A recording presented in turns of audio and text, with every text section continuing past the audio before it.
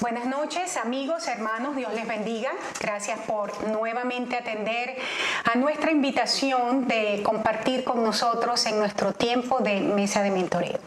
Yo soy la profeta Corey Gómez y en este tiempo hemos estado trabajando desde el año pasado la palabra profética y la hemos titulado La Declaración del Padre, mi hijo eres tú. Hemos entrado a un tercer capítulo de la palabra sumamente interesante y es activando la unción de Elías.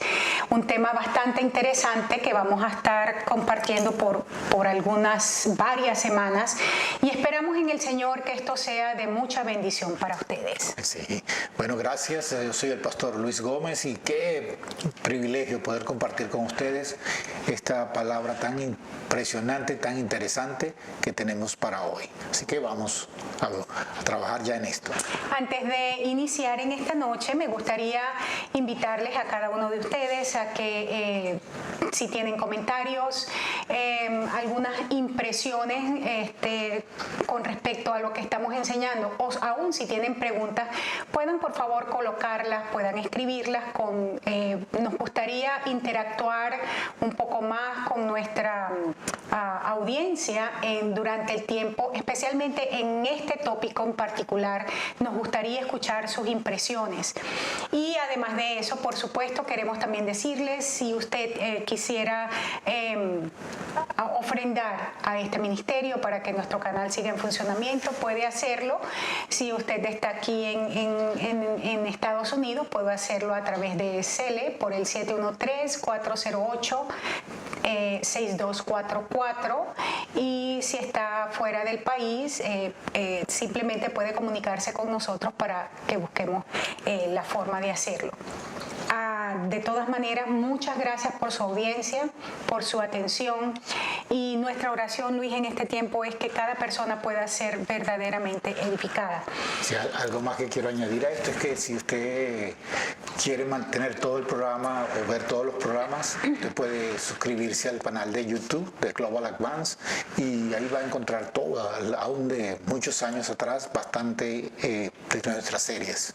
Así es, y aún puede también compartir nuestra enseñanza en vivo. Quisiéramos poder empezar a ampliar la audiencia y sabemos pues que las personas a ayudarnos son cada uno de ustedes. De antemano, muchas gracias. Vamos a iniciar en esta noche. Hemos estado trabajando, la semana pasada iniciamos con el tema y estuvimos haciendo lo que llamamos un fundamento y esto es, hemos hablado muchísimo de Elías. De hecho, el año pasado dedicamos un buen rato a hablar de Elías, hablamos desde la perspectiva de la gloria, cómo subir a un nuevo tiempo, a un nuevo lugar de gloria. Vimos a Elías con Eliseo, estuvimos hablando también desde la perspectiva de la guerra que enfrentó, que fue Jezabel, porque toleras a Jezabel. Y quisimos, durante la clase pasada, establecer un fundamento para aquellos que de alguna manera por primera vez nos están siguiendo. Un fundamento bastante rápido y decíamos la clase pasada que el que quisiera profundizar más al respecto puede buscar los temas anteriores con respecto a Elías, con respecto a Jezabel, todo lo que hemos venido tratando. Y nos quedamos, Luis, en un punto. Recordemos que hacia dónde vamos es cómo nosotros activamos la unción de Elías para el tiempo que vivimos. Iniciábamos diciendo, en un tiempo tan importante como el que hemos entrado, a nivel mundial, esto es a nivel natural y a nivel espiritual. De hecho, la Biblia dice primero lo natural, después lo espiritual, pero siempre en el Señor la iglesia marca pauta. Hemos estado transicionando y hemos entendido como gente de Dios el tiempo en el que hemos entrado, un tiempo donde si la unción de Elías no se activa para hacer que el corazón de los padres se vuelva a los hijos y de los rebeldes a la prudencia de los justos, entonces es Dios el que viene a herir la tierra con maldición. Y la clave, la pregunta con la que nos estamos planteando para poder desarrollar este tema es cómo reactivamos o cómo activamos la unción Elías en nosotros. En eso estábamos la semana pasada estableciendo entonces ese marco, sí. Un marco fundamental. meditamos justamente en cuáles fueron los milagros y los prodigios que realizó Elías. Y lo vamos a ver en este momento solamente a nivel de enumerarlos, porque en realidad es a través del estudio de los hechos de Elías que nosotros vamos a ir desprendiendo los principios para poder recibir de parte de Dios cómo fue la activación. ¿Ok? Entonces me gustaría que pudiéramos ver, vamos a encontrar 7 cosas. La primera es la sequía, que cómo Dios utiliza a Elías para hacer una declaración, lo vamos a ver. El segundo milagro, la harina y el aceite de la viuda se multiplican. Tercer milagro, el hijo de la viuda resucita. Cuarto milagro, el holocausto es consumido. Quinto, los capitanes y sus hombres son consumidos por el fuego, cae la lluvia y las aguas del Jordán se dividen. Vamos a estar mirando estas cosas. Quiero chequear algunas cositas aquí rápidamente porque así es. Aquí no me quedó lo que yo salvé.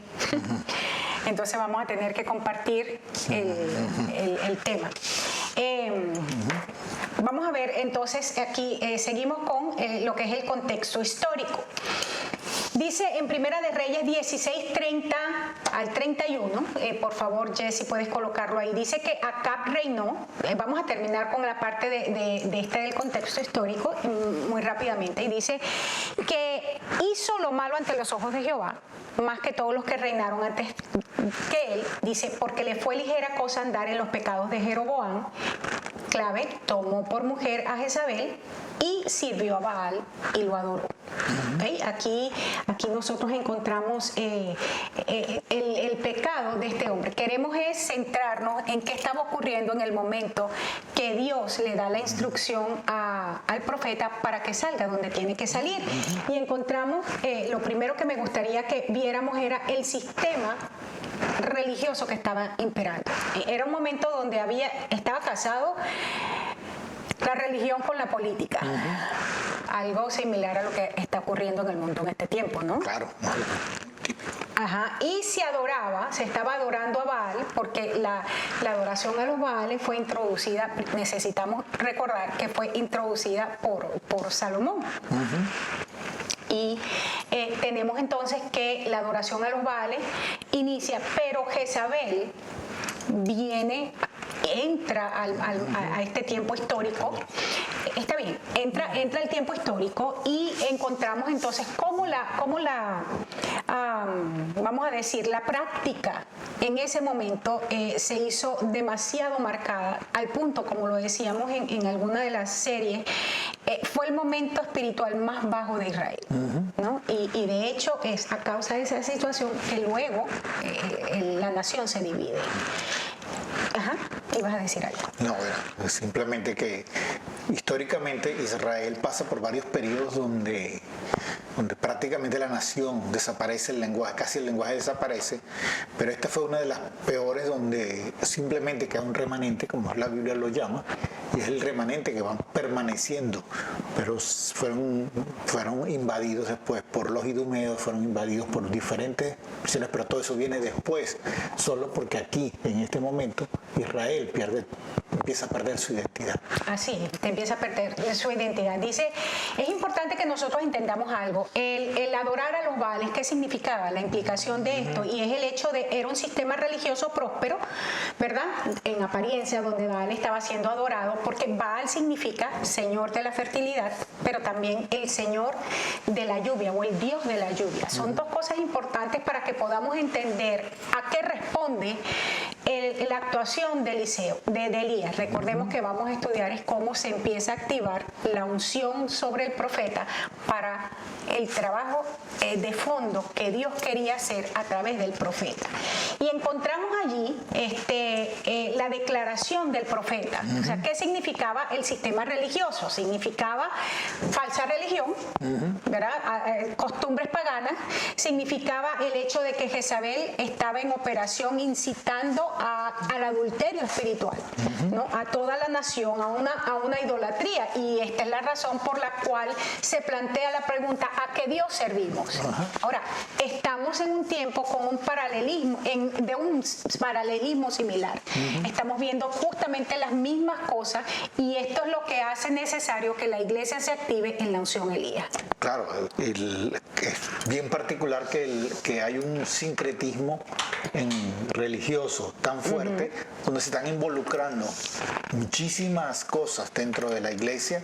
Se está hablando ya más fuertemente de una religión universal, y se está hablando más de que este nuevo orden, del cual se está planteando muchas cosas por la parte económica, también involucra ciertas prácticas religiosas que quieren amalgamar con todas las religiones. Sobre todas las cosas, es necesario que nosotros establezcamos aquí. Cuando estamos hablando, Luis, por ejemplo, de lo que es el nuevo orden mundial, la agenda del nuevo orden mundial, estamos hablando de que está muy claro para la élite que está en gobierno, no solamente en este país, o sea, en general. Estamos hablando, porque esto es una mafia mundial. Y ellos están muy claros hacia dónde van. Claro. Es triste ver que es la iglesia en un gran sector que no está entendiendo lo que está ocurriendo a nivel mundial y cómo esto encaja dentro de todo lo que la palabra de Dios nos dice debe ocurrir en estos últimos tiempos. Y esto es lo que hace necesario que la iglesia pueda abrir los ojos y camine en un nivel de unción que enfrente con autoridad y con poder lo que el enemigo quiere traer a nuestras naciones. Sí, y es clave que nosotros entendamos, porque tú estás planteando algo aquí muy fuerte, y es el hecho de que Elías cambia todo y decide entonces entrar en una relación con Dios a tal punto que le cree a Dios le cree a Dios en todo lo que Dios dice. Y uno de los problemas de la iglesia en este tiempo es que no le está creyendo a Dios. No estamos creyendo, pero porque justamente el ataque a la iglesia de Cristo ha sido para que no tengamos fe. Y esto es a causa del sincretismo. O sea, nosotros permitimos en los 70 y en los 80 que ciertas ideologías, ciertas filosofías permearan a la iglesia de Jesucristo, y entró muchísimo humanismo.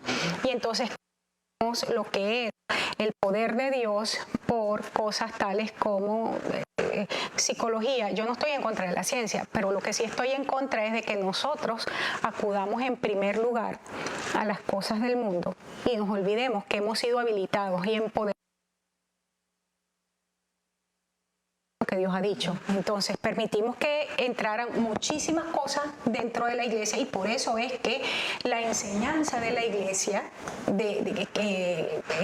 vamos a decir, cambió el énfasis, y dejamos de predicar a un Cristo de poder, a un Cristo que sana, que salva, que bautiza, que viene otra vez, y lo cambiamos por el coaching, lo cambiamos por palabras que trajeran a la gente ese sentimiento de bienestar. Sí, y me llama mucho la atención que hubo por un tiempo que los pastores se les recomendaba buscar aspectos psicológicos y libros de psicología para hacer los sermones, más tendiendo a la psicología que a otra cosa.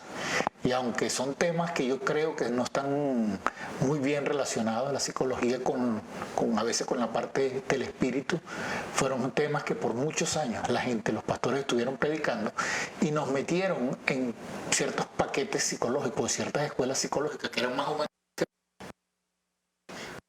Aunque hubo un grupo, cierta parte, la escuela ha manejado una humanística que tiene más fundamentos en las cosas del mundo, a veces hasta en la brujería, que en las cosas de Dios. Así es. Ahora, necesitamos entender que esto era lo mismo que estaba pasando en Israel cuando Elías aparece. Y de manera repetida encontramos a los profetas llamando la atención al pueblo, trayendo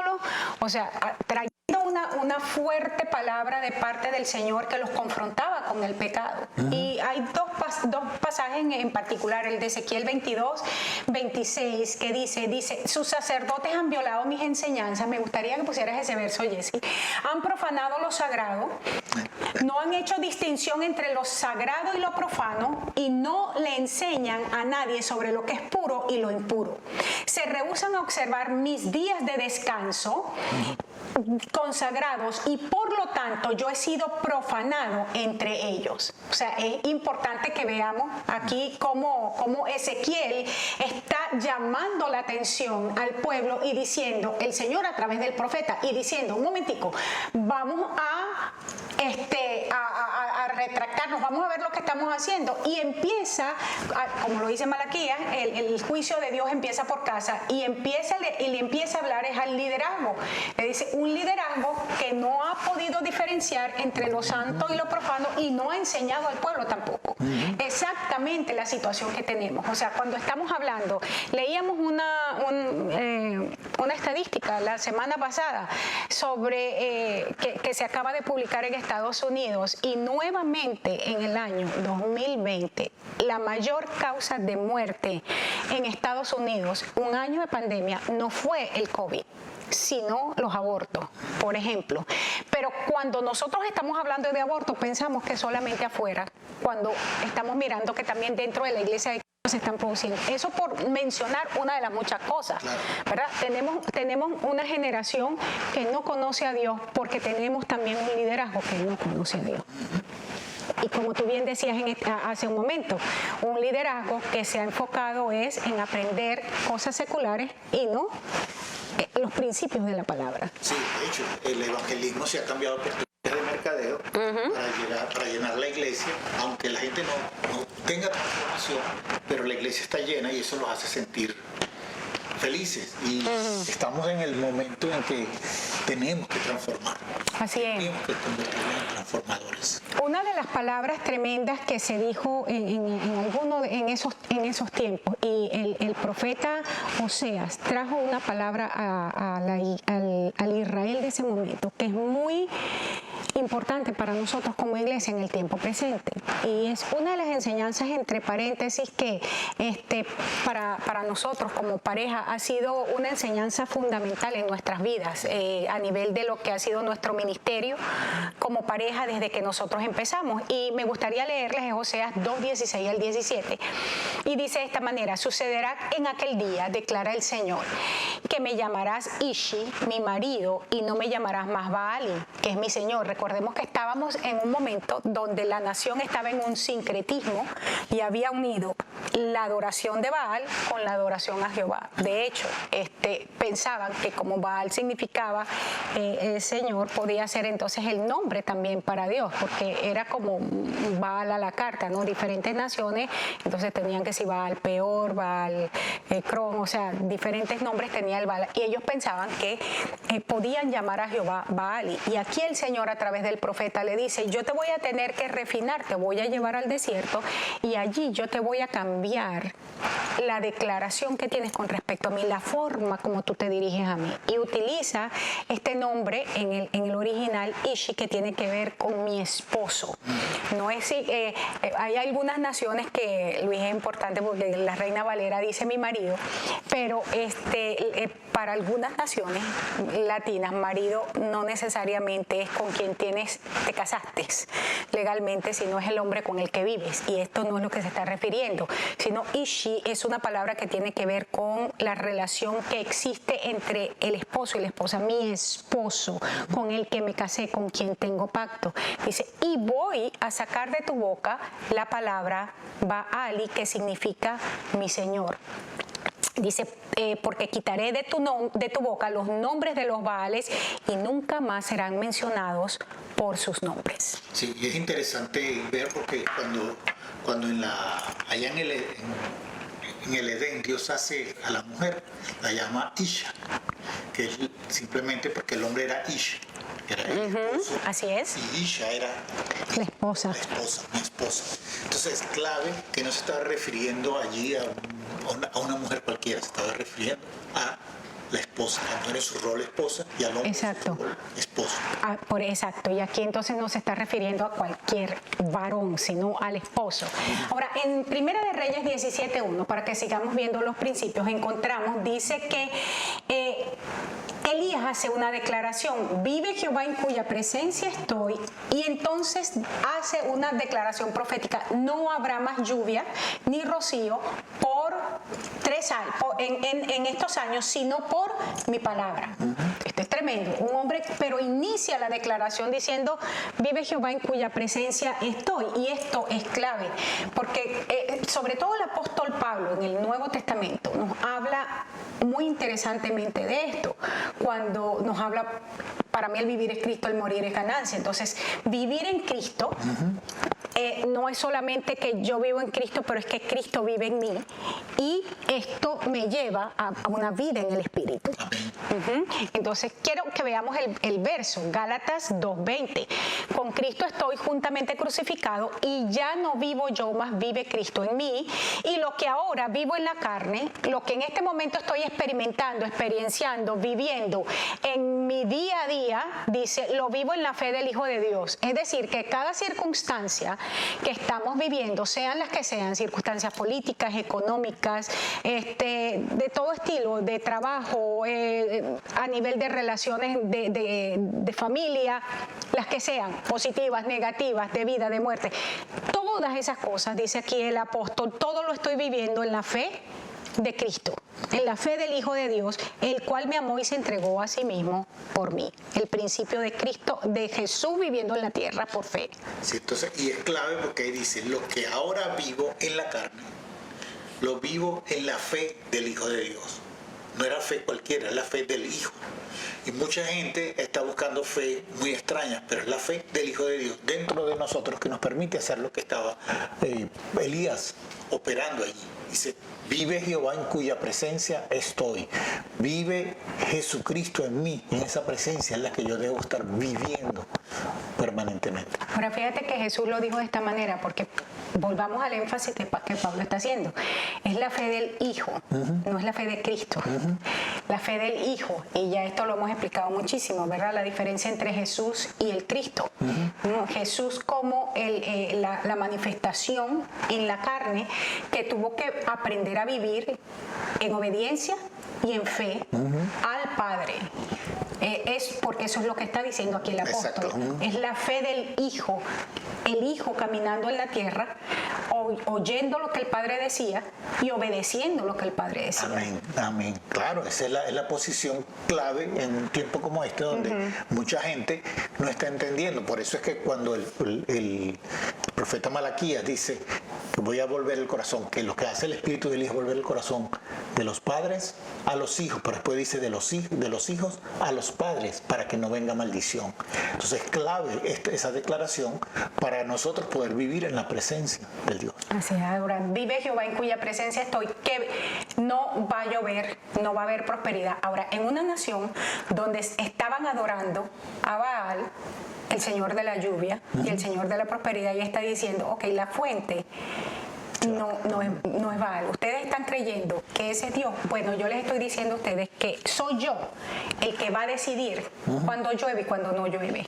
O sea, lo atrevido del profeta, porque escucha al Señor decirlo. Sí, y es clave en este momento, porque tú hemos mencionado algunas cosas, aspectos teológicos, y algunas teologías que hay muy de moda, muy fuertes dentro de los sistemas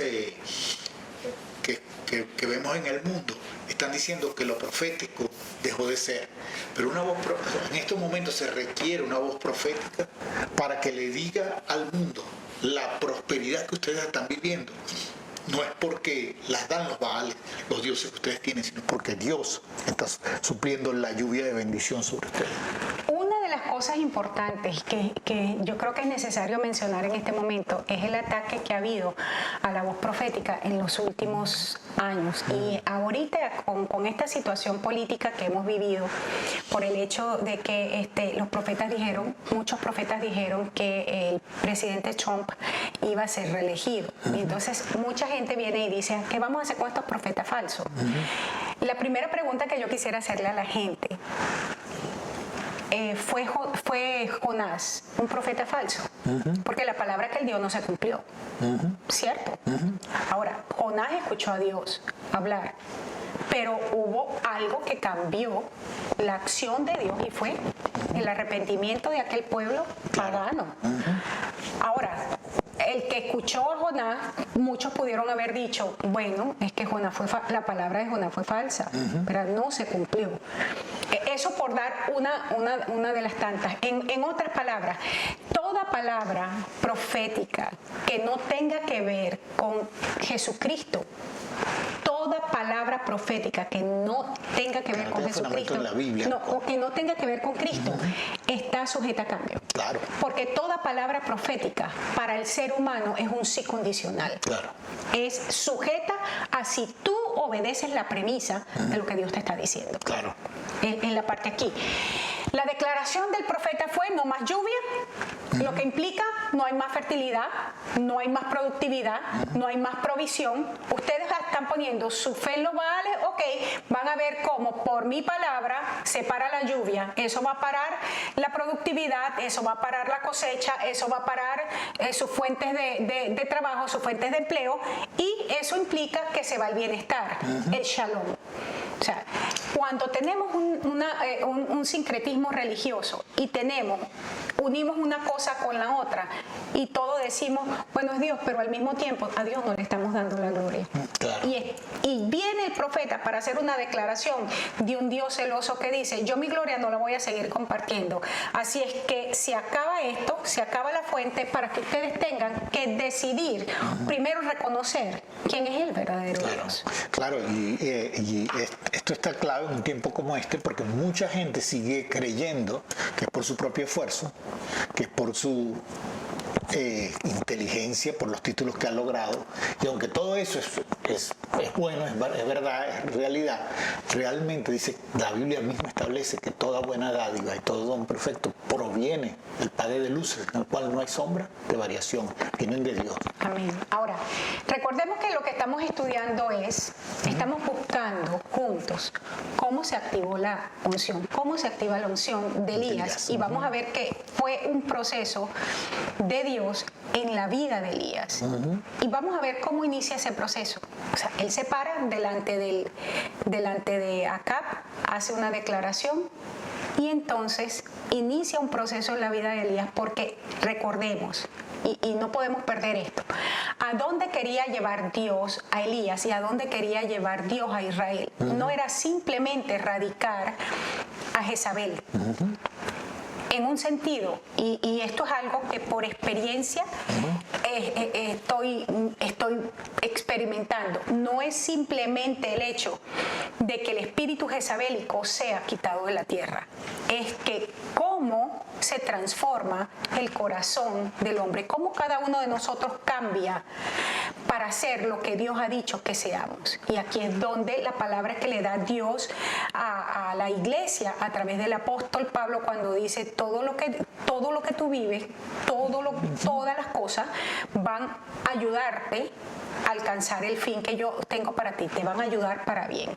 ¿Verdad? Aquellos que somos llamados conforme al propósito de Dios. Sí, y algo es particular es que recuérdense que en esa declaración, cuando estábamos hablando de por qué toleras a Jezabel, esa mujer se entrona en donde debe estar entronado Jesucristo, y el no sacarla del trono nos evita alcanzar el propósito de Dios, que debe ser el nuestro, que es que nosotros lleguemos hasta lo último de la tierra con el Evangelio de Jesucristo. Y vuelvo a insistir, no es simplemente sacarla porque me fastidié de ella, sino porque mi corazón cambió. Claro. ¿No? Ahora, vamos a ver el primer milagro, y probablemente hoy no podemos ver todo el proceso porque quiero centrarme en el proceso de Dios en la vida de Elías, llevándolo a este lugar. Encontramos en Primera de Reyes 17, del verso 2 al 6, dice que vino la palabra del Señor diciendo, apártate de aquí. Esto es cuando, después que él hace la declaración acá, no va a llover sino por mi palabra. Dice, te vas a ir, te vas a esconder en el arroyo de Kerit, que está enfrente al Jordán. Sigue la instrucción, interesante, a Dios no se le escapa nada. Vas a beber del arroyo que yo he mandado a los cuervos que te den allí de comer.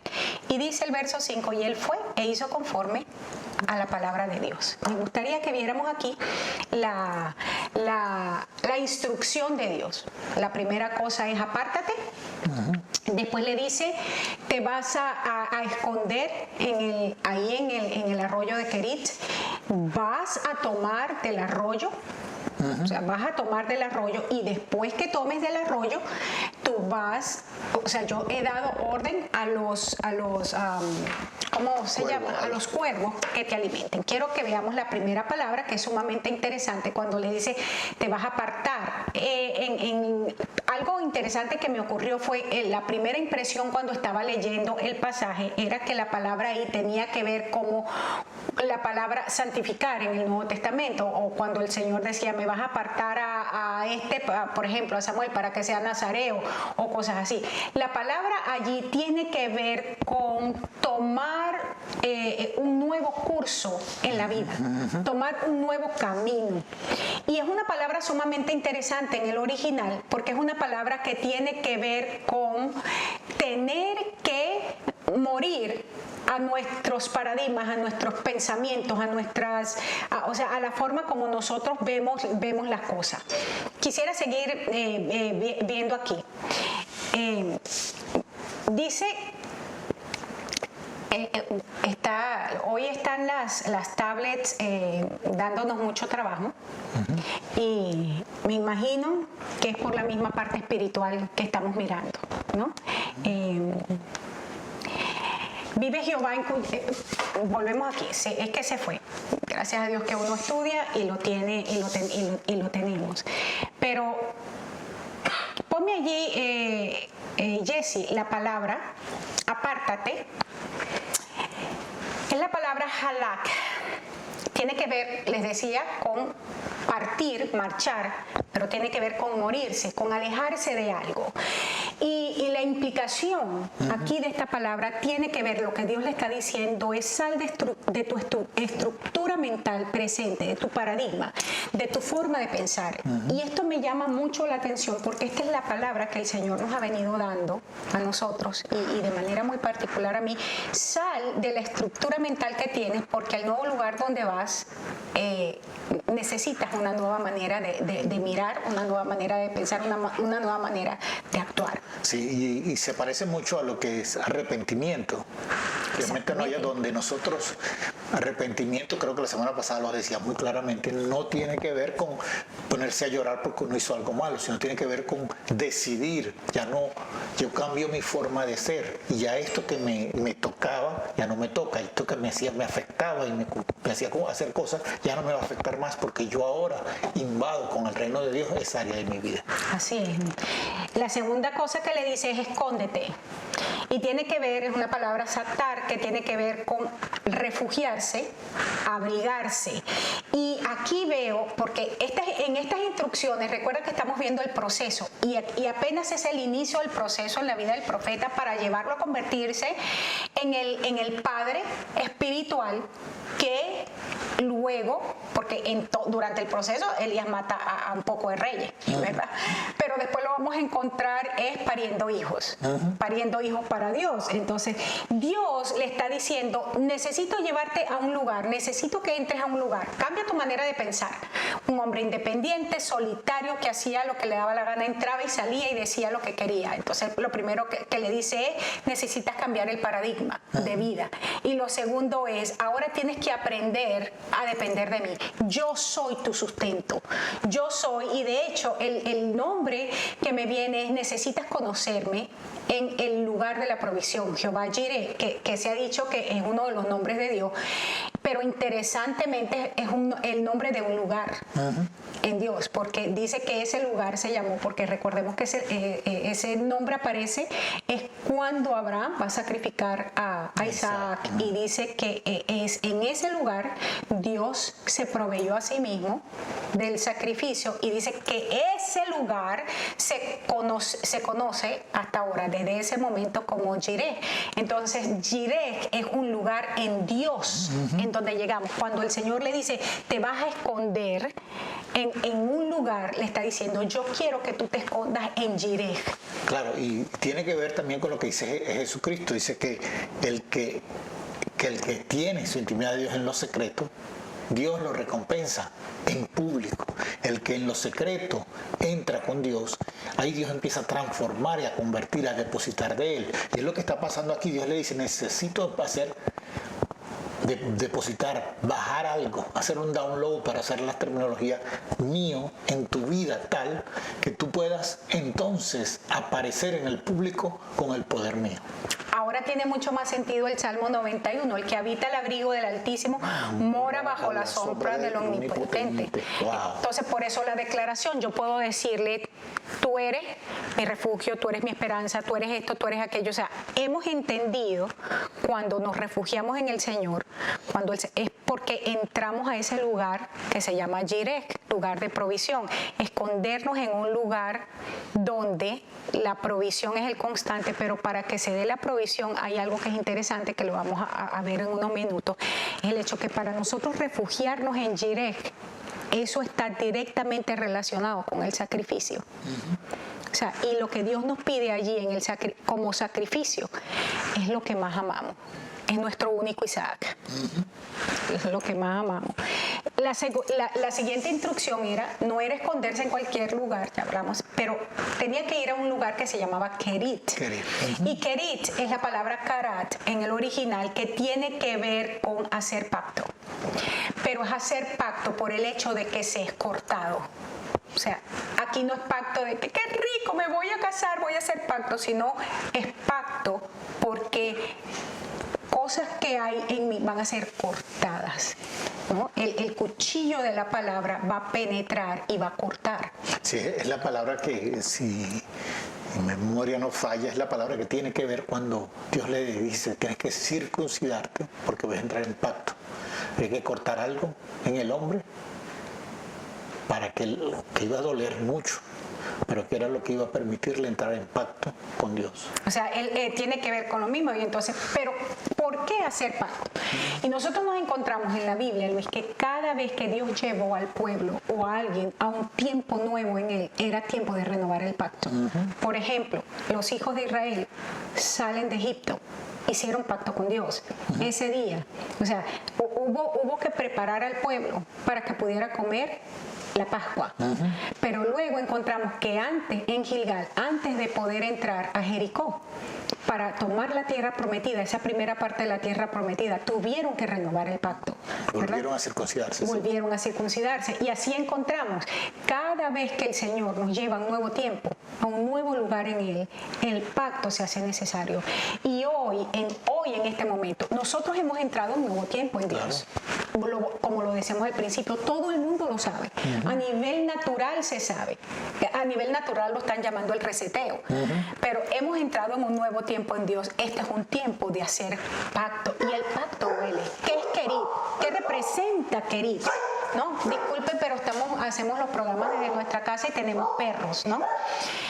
Entonces, estamos hablando de que hacer pacto es depender ahora de forma absoluta en la palabra que Dios nos entrega. Y me gustaría que pensáramos por un momento en lo que es el pacto matrimonial. Cuando una pareja va a casarse y está haciendo el pacto y se entrega las promesas del pacto, en ese momento se están entregando una palabra, ¿verdad? Y en esa palabra empiezan a vivir el día a día, el todos los días, hasta que llegan hasta los 30, 40, 50 años de casado. ¿Cuál es el problema de las parejas que rompen el pacto? Porque las palabras que dieron no han sido persistentes en esa palabra que se entregaron. Sí, porque no entendieron el poder de lo que ellos habían ofrecido en su pacto y no entendieron que el pacto conlleva cierto sufrimiento, pero trae a la larga mucha más bendición. Así es. Entonces, de esto nos está hablando Kerit. Por eso es que la premisa, lo importante aquí que entendamos es que la obediencia siempre va a producir bendición. Y lo vamos a ver como lo dice el apóstol Pablo. Lo primero que encontramos, por ejemplo, en el caso de Elías, en lo que estamos estudiando, cómo Dios le dice, ok, tú vas a hacer esto, te vas a apartar, te vas a esconder, va a ser en Kerit, no puede ser en cualquier lugar. O sea, tienes que cambiar tu manera de pensar, tienes que entrar en un proceso ¿verdad? Donde no solamente tus paradigmas cambien, pero donde me veas a mí como la provisión, y al verme como la provisión quiero que hagas pacto conmigo por una palabra que te estoy entregando. ¿Y cuál fue el resultado? El resultado era: yo te voy a entregar una provisión divina. O sea, yo voy a hacer que voy a arreglar circunstancias, personas, encuentros, para que tú recibas la provisión. Wow, y impresionante, porque empieza a recibir todo lo que se necesitaba, y el de allí sale transformado a un ministerio mucho más amplio, mucho más impresionante, y empieza a tocar reyes de diferentes naciones, de diferentes lugares, desde ahí en adelante. Sí, por eso es que la experiencia Viuda de Sarepta es una experiencia necesaria para todo el mundo, especialmente si queremos activar la unción Elías. Pero voy a seguir. Dice que allí luego del verso 7 al 9, seguimos en Primera de Reyes 17, dice que pasado un tiempo, pasado unos días, se secó el arroyo. Bueno, ¿cómo es esto que se secó el arroyo? Dios no le dijo que se fuera para allá, que eso era parte de la provisión. Ah, pero se secó. La provisión que Dios dijo que le iba a preparar, se secó, se acabó. Y da la razón el pasaje, porque no había llovido. Ahora, ¿por qué no había llovido? Porque Elías había hecho una declaración: en Dios no va a llover sino por mi palabra. Dejó de llover, se seca el arroyo. Claro. Esto es importante que lo entendamos, porque no necesariamente el lugar a donde Dios nos lleva para ser, permanece para siempre. Para ser bendecidos no para siempre, sino que hay cosas que van a cambiar en el tiempo, la dinámica cambia. Sí, mucha gente quiere seguir la vida en el desierto porque tiene la provisión cada vez en la mañana, tiene el maná, pero Dios a veces nos quiere en querer, donde vamos a ver que el arroyo se seca. ¿Y qué vamos a hacer ahora? ¿Y qué vamos a hacer ahora? Dice que entonces vino otra vez la palabra del Señor. ¿Cuándo vino la palabra otra vez? Cuando se secó el arroyo. Cuando se secó el arroyo. Entonces, ¿en qué momento estamos? Hay algunos que ya han pasado Viuda de Sarepta, hay otros que apenas van a entrar al proceso Viuda de Sarepta, pero estés donde estés, necesitas entender los principios. La primera vez que viene la palabra Él da una declaración profética de parte de Dios, ¿y qué hace? Logra nada más y nada menos que el rey, la reina y todo el ejército lo persigan para matarlo. Dios le dice: quiero que te escondas. Dios pudo haber dicho: no te preocupes, Elías, que yo me encargo de esto. Pero ¿qué le dijo Dios? No, te vas a apartar, te vas a esconder y te vas a ir a este lugar. Se calla Dios. Y la siguiente vez que habla es porque lo que Dios le había dicho: te voy a entregar esto como provisión, se acaba. Viene palabra de Dios nuevamente. O sea, un buen principio. La provisión se acabó en algún aspecto de tu vida, es tiempo de escuchar a Dios, ¿no? Tiempo de escuchar a Dios y saber dónde Dios te va a mandar, porque te va a mandar probablemente a un lugar donde no se ve provisión. Así es. Salir de la provisión a un lugar donde no hay provisión. Dice: vete a Sarepta de Sidón y te vas a y ahí es donde vas a vivir, vas a morar, vas a permanecer. Pero ¿cuál fue la primera enseñanza? ¿Cuál fue la primera palabra? Quiero que te refugies en un lugar. Yo soy Jireh. Elías no hubiese podido ir a Sarepta si no aprendía que Jireh estaba en el Señor. Era un lugar en Dios. Un lugar en Dios, y que Dios mismo, que ese nombre significa Jehová es mi provisión. Así es. No es que solamente el proveedor, sino que Él es la provisión. Y si Él está, todo lo tenemos. Y esto que es tan importante, Luis, para el tiempo que estamos viviendo.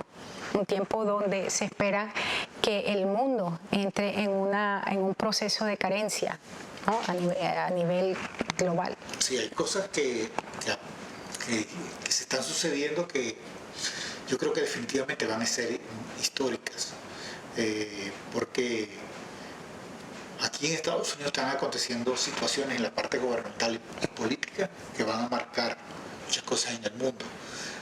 China de una u otra forma ha estado interviniendo en las cosas dentro de Estados Unidos porque no le conviene un tipo de gobierno como el que se tenía, porque ya estaban perdiendo financieramente. Entonces, geopolíticamente hablando, hay una situación mundial que no se sabe ni no se entiende, y la iglesia no se fue a Kerit, se fue a cualquier otro lugar a esconderse. Y ese lugar claramente fueron las 4 paredes, pero hoy es el día que la iglesia tiene que levantarse y saber que hay una provisión de Dios, y aunque pareciera que la cosa es difícil porque estamos yendo a la viuda y uno humanamente a veces dice, Dios mío, las cosas se ven difíciles, siempre Dios provee, siempre Dios tiene la provisión para todas las cosas y de la mejor forma más impresionante. Así es. Entonces, dice que allí iba a preparar una viuda. Ahora, quiero que veamos algo en lo que es la parte de Kerit se secó y Elías le dice, te voy a llevar a un lugar diferente para revelarte algo diferente. O sea, te llevé a un lugar de pacto. En ese lugar de pacto tenías que conocerme como provisión. Ahora te voy a llevar a otro lugar para enseñarte otra cosa. Ahora era lo opuesto. Primero lo llevó a un lugar de provisión. En Kerit estaba el arroyo y ahí venían los cuervos. Ahora lo va a llevar a un lugar de refinamiento donde no hay provisión, sino a través de la desolación. Y es soledad por todas partes, o sea, desolación, y literalmente. Quiero que vean esto allí, colócame esto, Jessy, porque cada vez que vemos esta, vamos a llamarlo de esta manera, esta suma, es algo interesante. Cambia el tiempo, Esta función, entonces tiene que cambiar la forma de caminar, la jornada, el camino que estamos llevando tiene que cambiar. Hay un cambio de dirección. Esto es lo que está ocurriendo en este momento. Cambió el tiempo. La iglesia tiene que cambiar la dirección que ha venido caminando. Sí, y este punto es clave en un tiempo como este, porque muchos de nosotros entramos a la pandemia y lo que hicimos fue escondernos y decir, pobrecito de mí, qué miedo, déjame esto, todo aquello. Pero en vez de decir, déjame buscar al Dios que me está, que cuando hago pacto con Él y entro en pacto con Él, Él siempre va a ser mi provisión. Y provisión significa sanidad. Provisión ahí también es liberación. Provisión ahí significa, qué sé yo, seguridad en la familia. Bienestar, todo, es todo. Sentirse bien de todas estas cosas. Entonces, por favor, como creyentes, nosotros deberíamos tomar esta enseñanza y estos principios que estamos teniendo en una enseñanza como esta y empezar a aplicarlos desde ya, no solo al individuo, sino a la familia, y que la familia empiece a desarrollarse en un sentido de entender que el Señor, que Jesús, que Jehová es nuestra provisión y que en Él vamos a tener todas las cosas que necesitamos, y aunque la situación se vea muy compleja, el milagro de Dios está a la mano. Así es. Entonces decíamos, cambio de tiempo. Se necesita inmediatamente cambiar el camino, la postura que hemos traído hasta este día, ¿verdad? Y esto nos da como resultado, cuando se unen ambas cosas, crecimiento espiritual. Amén. Ahora, ¿por qué esto es importante? Para dónde vamos. Recordemos que hacia dónde vamos es una unción gloriosa sobre nuestras vidas que va a hacer que el corazón de los padres se vuelva a los hijos, de los rebeldes a la prudencia de los justos, y entonces automáticamente la tierra es sanada. Porque la maldición no la va a tocar. Amén. Para allá es donde vamos. Estamos desatando los principios. Claro. Estamos desatando la tecnología espiritual para que esto se dé en nosotros, ¿no? Ahora seguimos y encontramos que en esa nueva forma de provisión divina vamos a tener que ser obedientes. ¿Por qué? ¿Qué significa Sarepta de Sidón? Y vas a quedarte allí. La palabra Sarepta tiene que ver con refinamiento. Dios primero le dice, te vas a ir a Kerit, ahí te vas a esconder, ahí te vas a apartar, ¿verdad? Y yo te voy a entregar las cosas. Ahora te voy a llevar, o sea, te vas a quedar solito aquí, te vas a esconder en mí, me vas a conocer como provisión, vas a cambiar tu manera de pensar, vamos a entrar en una intimidad chévere y vamos a hacer pacto, tú y yo, luna de miel. Ahora resulta ser que va a ir a un tiempo de refinamiento. Y el refinamiento, ahí la palabra interesante proviene de una palabra que significa derretir, fundir. Ahora, sabemos que es un proceso dolorosísimo. porque los materiales más fuertes necesitan más fuego, mayor, vamos a decir, mayores temperaturas. Hay que subir la temperatura. Hay que subir la temperatura, exacto. Tiene que ver con la palabra crisol, que queda cristalino, Sí, crisolada. el crisol es justamente donde se purifica la plata. Y la palabra Sidón significa literalmente un lugar de cacería, un lugar donde la presa es atrapada. O sea, cuando yo estaba mirando esto, yo dije, Señor, lo llevas de un lugar donde él tenía que aprender que tú eres la provisión. Es un lugar en Dios donde pase lo que pase, siempre la palabra de Dios va a producir lo que tiene que producir. Eso es lo que Dios le dijo en Querit para hacer el pacto. Tengo que tener el entendimiento de quién es Dios para poder hacer pacto con él. Es decir, no me voy a casar con un extraño, sino con alguien que conozco. Una vez que entiendo que mi Ishi, ¿verdad?, que mi marido, que el Señor con quien estoy haciendo pacto es mi provisión, ahora se cambia la dinámica y voy a un lugar donde voy a ser refinado, porque como una presa, como un animal, me atrapan en una jaula. Eso es lo que significaba Sarepta de Sidón. Sí, y esto me hace recordar impresionantemente lo que Jesucristo le dijo a los discípulos. Dice, los estoy enviando como ovejas en medio de lobos. Estamos siendo la presa, la comida que la gente nos está viendo. Y a Elías entonces lo vieron allí, porque quiero hacer un comentario histórico. Es que Elías era conocido por las diferentes naciones, y a pesar de que era un hombre que según la apariencia se vestía mal, se vestía de una forma rústica, de una forma inadecuada, los reyes lo buscaban, la gente que estaba en alta importancia le buscaba porque era un hombre con una precisión profética que la gente quedaba impresionada. Eso es lo que se saca fuera de la Biblia, de que era un hombre con esa capacidad. Entonces, cuando Dios lo manda a Sarepta, le está diciendo, te voy a mandar para que la gente sepa que el que están buscando está en un lugar donde fácilmente expresa. Exactamente. Interesantemente, coloqué esto allí. Sarepta era el corazón del territorio enemigo, la ciudad principal del territorio enemigo. ¿Por qué? Porque era la ciudad natal donde había nacido Jezabel. Era un lugar que estaba llena de adoradores a Baal. Él estaba guerreando en contra de los Baales, en contra de Jezabel, y justamente el Señor le dice, te vas a ir para allá. Allá es donde te quiero. O sea, en otras palabras, ¿cuál es la unción que Dios nos está entregando? Y veíamos el año pasado, cuando hablábamos de por qué toleras a Jezabel, encontrábamos con que es un sistema espiritual que se ha posicionado sobre las naciones en el tiempo presente. Si nosotros como gente de Dios estamos siendo formados para guerrear en contra de eso, ¿a dónde nos está poniendo Dios? Es un lugar donde muy probablemente nos van a decir, no queremos que nos diga esa palabra, no queremos que tú operes bajo esto. En el mismo lugar donde se sienta el diablo, pues, ¿no? Es donde lo mandó. ¿Pero por qué? Porque el principio es que siempre Dios sabe dónde va a llevar a sus hijos para refinarlo. Recordemos que esto es el deseo de Dios, es cambiar nuestras vidas para podernos usar de tal manera que podamos volver el corazón de los padres a los hijos y de los rebeldes a la prudencia de los justos. Ahora, Sarepta entonces representa el lugar donde aprendemos algo muy importante, cómo la misericordia de Dios va por encima del juicio. Y esto para mí es estudiarlo, ha sido de gran bendición entre ayer y hoy.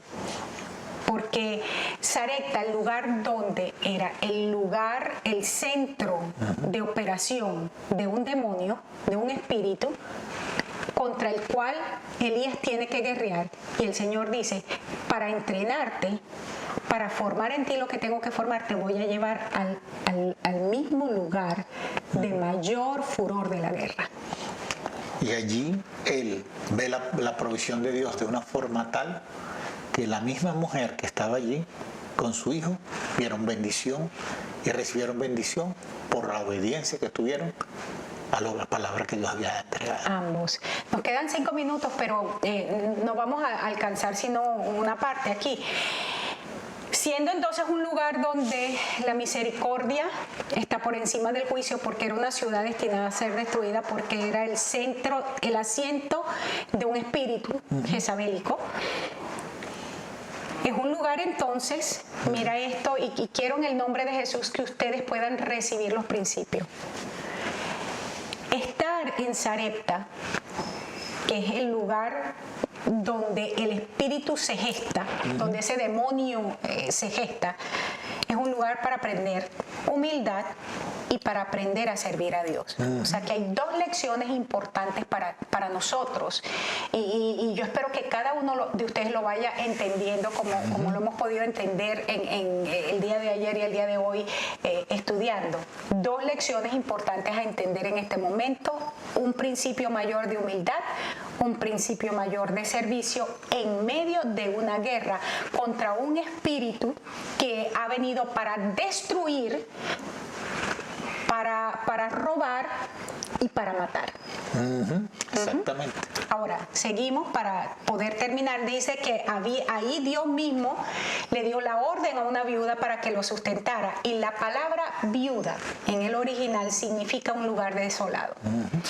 Y esta palabra me recuerda cuando el Señor dice a través del profeta Isaías: yo te voy a entregar a ti lugares que han sido desolados por muchas generaciones. Y los lugares desolados están justamente en el lugar donde el espíritu contra el cual tenemos que guerrear para destruirlo, y que el Señor nos dé la autoridad sobre las naciones. O sea, tenemos que ir allí para traer una restauración allí, a ese lugar desolado.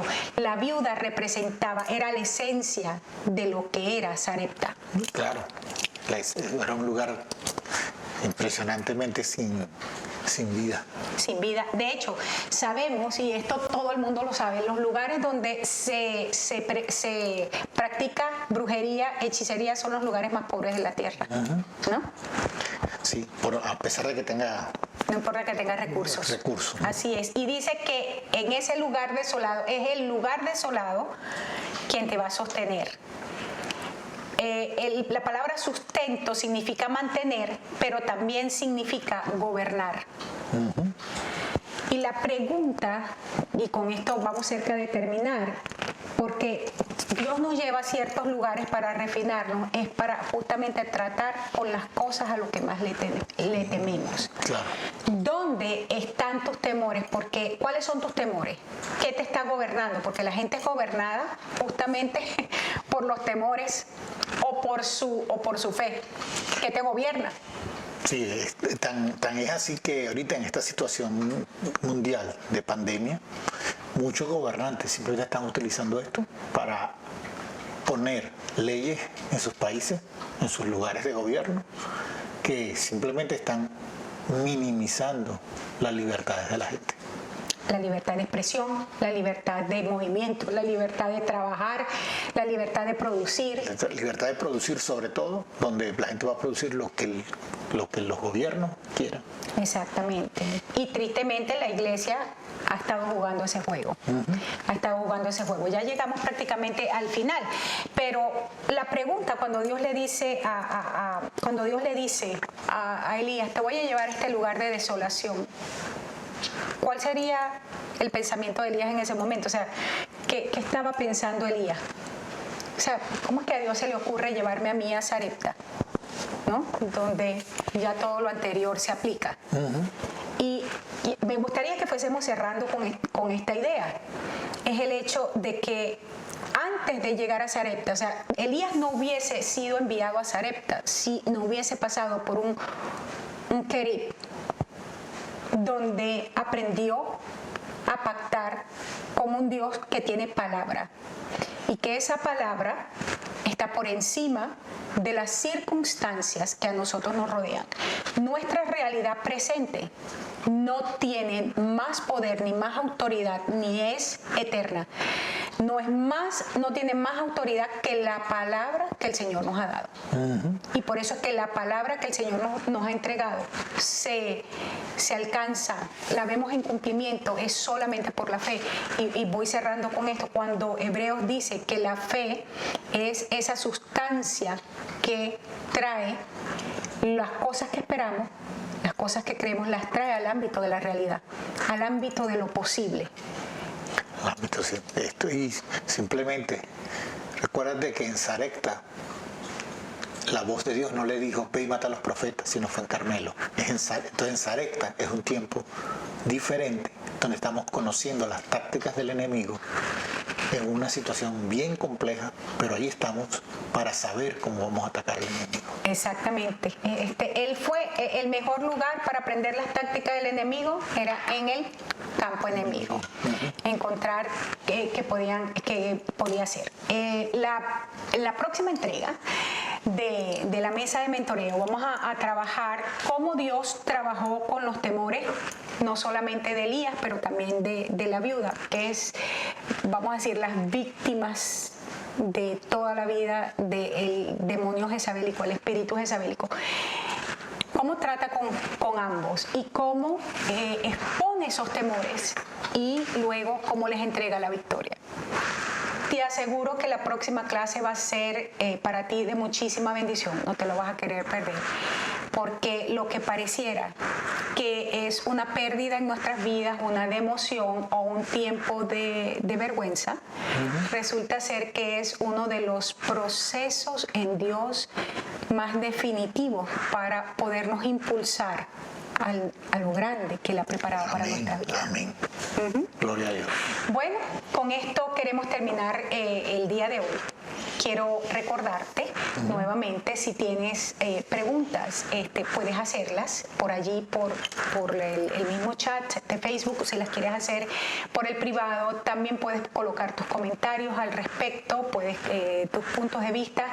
Y queremos decirles nuevamente, si usted quiere ofrendar para que nuestro canal en YouTube pueda seguir en operación y podamos hacerlo cada vez con mayor excelencia, puedes hacerlo a través de CELE al 713-408-6244. Para nosotros siempre es de muchísima bendición poder compartir con ustedes todo lo que Dios nos ha entregado. Amén. Amén. Dios me los bendiga. Nos vemos en la próxima entrega.